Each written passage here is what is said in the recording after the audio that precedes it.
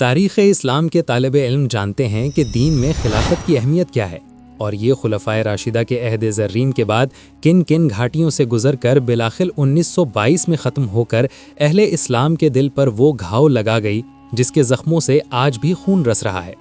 اگرچہ یہ حقیقت اپنی جگہ ایک وجود رکھتی ہے کہ جناب امام حسن رضی اللہ تعالی عنہ کے بعد تاریخ اسلام میں ملوکیت کا عمل دخل شروع ہو گیا تھا، لیکن اس کے باوجود ایک زمانے تک مسلمان حکمران خود کو خلیفہ ہی کہلاتے تھے، جس کی وجہ سے دنیا میں ہمارا ایک بھرم قائم رہا۔ مگر بدقسمتی سے یہ خستہ عمارت بھی ایک صدی قبل اس وقت زمین بوس ہو گئی جب ہندوستان کے قریہ قریہ میں یہ نعرہ گونج رہا تھا کہ بولیں اماں محمد علی سے، جان بیٹا خلافت پر دے دو۔ ناظرین، آپ دیکھ رہے ہیں حکمت ٹی وی، جس نے آج کی اس زیر نظر ویڈیو کے لیے تاریخ میں سب سے طویل عمر رکھنے والی خلافت عثمانیہ کو اپنا موضوع سخن بنایا ہے، جس میں اس عہد کے سرسری جائزے کے ساتھ ساتھ اس معاہدے کا بھی خاص طور پر تذکرہ کیا جائے گا جو کہ اس کے خاتمے کے وقت اتحادی قوتوں اور اس کے شکست خوردہ حکمران کے درمیان طے ہوا تھا، جس کی عمر 100 سال مقرر کی گئی تھی۔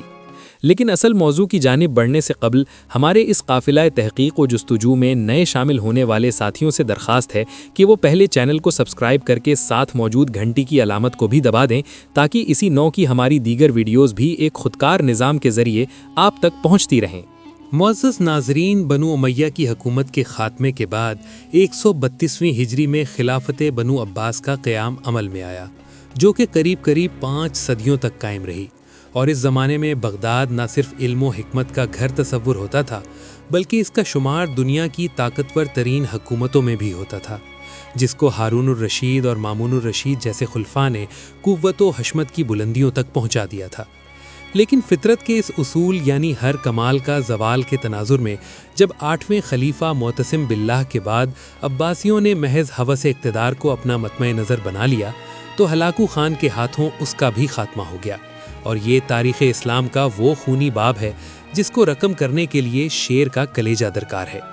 لیکن چونکہ آج کا ہمارا موضوع خلافت عثمانیہ ہے جس نے اسی راکھ سے جنم لیا، سو ہم اسی تک محدود رہتے ہوئے ابھی اس سے صرف نظر کریں گے۔ ناظرین محترم، عین ان لمحات میں جب بلا لحاظ عمر و جنس مسلمانوں کا خون بغداد کی گلیوں کو سیراب کر رہا تھا اور تاتاریوں نے صرف مسلمانوں پر زندگی حرام کر دی تھی کہ ایک دیندار گھرانے میں ایک بچے نے آنکھ کھولی اور اس کے والدین نے نومولود کا نام عثمان رکھا، جس سے ان نامہربان موسموں میں ہر ممکن حد تک اچھی تربیت کی گئی، اور جب وہ جوانی کی حدود میں پہنچا تو اس نے اپنا روحانی تعلق ایک درویش خدا مست سے قائم کر لیا، اور پھر ایک دن اس نے خواب دیکھا کہ اس کے مرشد کے سینے سے ایک چاند نکل کر اس پر سایہ فگن ہو گیا ہے۔ ساتھ ہی اس نے دیکھا کہ اس کے قدموں سے ایک درخت نے جنم لیا جو دیکھتے ہی دیکھتے نہ صرف جوان ہو گیا بلکہ اس کی شاخوں نے دنیا کے ایک بہت بڑے حصے کو بھی اپنی لپیٹ میں لے لیا ہے، اور اسی کی کوکھ سے اس نے 4 دریاؤں اور 4 پہاڑوں کو بھی نکلتے دیکھا۔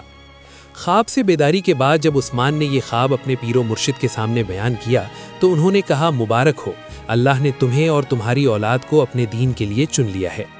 ناظرین گرامی، یہ 1299 کا سال تھا جب فطرت نے عثمان کو دولت عثمانیہ قائم کرنے کی قوت بخشی۔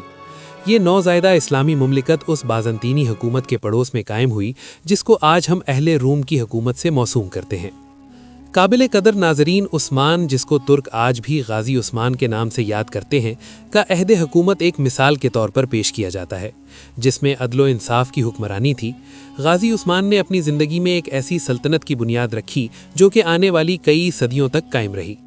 یہ عظیم حکمران جب 1226 میں اس دنیا سے رخصت ہوا تو اس نے موت سے قبل اپنے بیٹے اور خان کو جو نصیحت کی وہ آج بھی کتب تاریخ میں ایک بہترین ضابطے کی صورت میں موجود ہے۔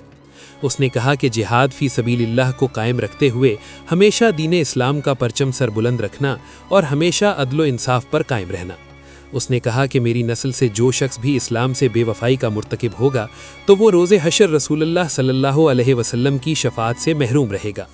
اور پھر اس کے بعد 627 سال تک دولت عثمانیہ پر اسلامی خلافت قائم رہی، جس دوران کئی ایک نامور حکمران آئے جنہوں نے اس کی آبیاری کرتے ہوئے اسے دنیا کی ایک عظیم سلطنت میں بدل دیا۔ اور پھر آنے والے وقت نے ثابت کیا کہ عثمان کے خواب میں آنے والے دریاؤں میں دجلہ، فرات، نیل اور دریائے دینوب شامل تھے، جبکہ پہاڑوں میں کوہ طور، کوہ بلقان، کوہ کاف اور کوہ اطلس تھے جو کہ بعد ازاں اس کی قلم رو کا حصہ بنے۔ ناظرین گرامی، جیسا کہ ہم نے عرض کیا کہ 1922 میں اس وقت خلافت عثمانیہ کو ایک بین الاقوامی معاہدے کی روح سے ختم کر دیا گیا، جس کے بعد اسلامی حکومتی مرکز کی چھتری سے نکل کر علیحدہ علیحدہ تشخص کی حامل ہو گئیں۔ لیکن ہم میں سے بہت کم لوگ ایسے ہیں جو اس معاہدے کے بارے میں آگاہ ہوں، جن کی تفصیلات ہم آپ کے سامنے رکھ رہے ہیں، جن کو جاننے کے بعد ہمیں امید ہے کہ آپ دنیا کے موجودہ حالات اور اس میں عالم اسلام کی حالت زار کے بارے میں بہتر تجزیہ کر سکیں گے۔ جب پہلی جنگ عظیم کے بعد ترکوں کو شکست فاش کا سامنا کرنا پڑا تو اس کے بعد اتحادی ممالک، جن میں برطانیہ اور فرانس جیسی قوتیں شامل تھیں، نے ترک سلطان سے معاہدے میں یہ شرطیں منوائیں، جن کے مطابق سلطان کی تمام ذاتی املاک کو ضبط کر لیا گیا، خلافت عثمانیہ جو کہ 3 براعظموں پر پھیلی تھی کو توڑ دیا گیا، اور آپ اس کی وسعت کا اندازہ لگانا چاہیں تو حیران رہ جائیں گے کہ اس کو توڑنے کے بعد دنیا میں 40 آزاد ممالک وجود میں آئے، جن میں آج کی دنیا کے بیشتر اسلامی ملک شامل ہیں۔ گویا مسلمانوں کی قوت مختلف 40 دائروں میں تقسیم ہو کر رہ گئی، جس کے بعد یہودی اور نصرانی دنیا کے لیے سپر پاور بننے کا راستہ ہموار کیا گیا۔ ترکی، جو کہ اس سے قبل عالم اسلام کا مرکز تصور ہوتا تھا، کو سیکولر اسٹیٹ کا درجہ دے دیا گیا، سلطان کے 3 براعظموں پر پھیلے ہوئے اثاثوں کو ضبط کر لیا گیا، اور ترکی میں آئندہ 100 سال تک اسلامی نظام کے نفاذ اور خلافت پر پابندی عائد کر دی گئی۔ اس کے علاوہ اس کو معاشی طور پر تباہ و برباد کرنے کے لیے یہ شرط بھی رکھی گئی کہ وہ اگلے 100 سال تک اپنی معدنیات، جن میں تیل کی نمایاں دولت تھی، کو استعمال نہیں کرے گا، اور تیل کے مزید کنویں بھی نہیں کھودے جائیں گے۔ جبکہ مزید ظلم یہ کیا گیا کہ اس کی بندرگاہ باس فورس پر ترکی کی ملکیت کو ختم کرتے ہوئے اسے عالمی تصرف میں دے دیا گیا، اور یہ شرط رکھی گئی کہ ترک اس سے کسی بھی قسم کا ٹیکس وصول نہ کر سکیں گے۔ یہ تمام شرائط نافذ کرنے کے بعد ساتھ ہی یہ بھی طے کر دیا گیا کہ ترک سلطنت اگلے 100 سال تک اس معاہدے کا احترام کرنے کی پابند ہوگی۔ ناظرین گرامی، وقت اپنی مخصوص رفتار کے ساتھ چلتا رہا، اور ترک مسلمانوں اور بالعموم تمام عالم اسلام نے یہ صدی کس کرب سے گزاری۔ اگر اس داستان خون رنگ کو لکھنے کی جسارت کی جائے تو ظاہر ہے ایک پوری کتاب کی ضرورت پڑے گی، لیکن یہ عہد پرآشوب اپنی تمام تر حشر سامانیوں کے ساتھ اب اپنی آخری سانسیں لے رہا ہے، اور اب مزید کچھ سال بعد ترکی اس معاہدے سے آزاد ہونے والا ہے جس نے 100 سال تک اس کی آزادی کو اس سے چھینے رکھا۔ ہر چند کے گزشتہ 1 صدی میں ترکی کو اسلام سے دور رکھنے کی ہر ممکنہ کوشش کی گئی، لیکن اس کے باوجود حالات گواہی دے رہے ہیں کہ وہ چنگاری جس کو اغیار نے اپنی مکاری سے دبانے کی سر توڑ کوششیں کیں، وہ ایک بار پھر شعلہ بننے کے لیے بیتاب ہے۔ ناظرین کرام، اگر ہم تاریخ کے آئینے میں دیکھنے کی جسارت کریں تو یہ بات کھل کر سامنے آتی ہے کہ طاغوت کی ہمیشہ یہی کوشش رہی کہ اسلام کبھی بھی دنیا کے کسی بھی خطے میں اپنی اصل شکل کے ساتھ نافذ نہ ہو سکے، اور اگر ماضی میں بھی کبھی ایسی کوشش کی بھی گئی تو اس کی مخالفت میں تمام ابلیسی قوتیں متحد ہو گئیں، اور ایک دفعہ پھر دنیا میں خلافت کی بنیاد رکھی جائے گی، کیونکہ حضور پاک صلی اللہ علیہ وسلم کی حدیث کے مطابق قیامت سے قبل خلافت قائم ہو کر رہے گی۔ قال رسول اللہ صلی اللہ علیہ وسلم تکون النبوۃ فیکم ما شاء اللہ ان تکون، نبوت رہے گی تمہارے مابین اے مسلمانوں جب تک کہ اللہ چاہے گا کہ وہ رہے، یعنی میں رہوں گا۔ ثم یرفعها اللہ اذا شاء ان یرفعها، پھر اللہ اسے اٹھا لے گا جب اللہ چاہے گا کہ اسے اٹھا لے، یعنی پھر میرا انتقال ہو جائے گا، نبوت ختم ہو جائے گی، اب تمہارے مابین نبوت کی برکات و سعادتیں نہیں رہیں گی۔ ثم تکون خلافتا علی منہاج النبوت، پھر اس کے بعد ایک دور ہوگا خلافت علی منہاج النبوت کا۔ ثم سکت النبی صلی اللہ علیہ وسلم، اس کے بعد خاموش ہو گئے وہ۔ تاریخ انسانی کا یہ آخری دور ہوگا۔ مسند احمد میں موجود حدیث کے مطابق حضور صلی اللہ علیہ وسلم نے 5 ادوار کا ذکر فرمایا ہے۔ آپ صلی اللہ علیہ وسلم نے فرمایا کہ تمہارے اندر نبوت کا دور رہے گا جب تک اللہ چاہے گا،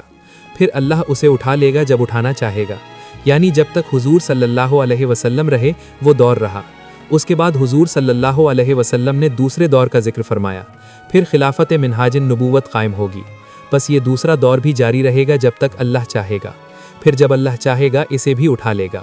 اس کے بعد حضور نے تیسرے دور کا ذکر فرمایا کہ اس کے بعد کاٹ کھانے والی حکومت کا دور آئے گا۔ حکومت کا یہ دور بنو امیہ اور بنو عباس کی ملوکیت کا دور تھا۔ آپ نے ارشاد فرمایا یہ دور بھی رہے گا جب تک اللہ چاہے گا، پھر اسے بھی ختم فرما دے گا۔ پھر حضور پاک صلی اللہ علیہ وسلم نے چوتھے دور کا ذکر فرمایا، پھر جابرانہ بادشاہت کا ایک دور آئے گا۔ جابرانہ بادشاہت سے مراد غیروں کی غلامی کا زمانہ ہے۔ پھر حضور نے پانچویں دور کا ذکر فرمایا کہ پھر خلافت منہاج النبوت قائم ہوگی،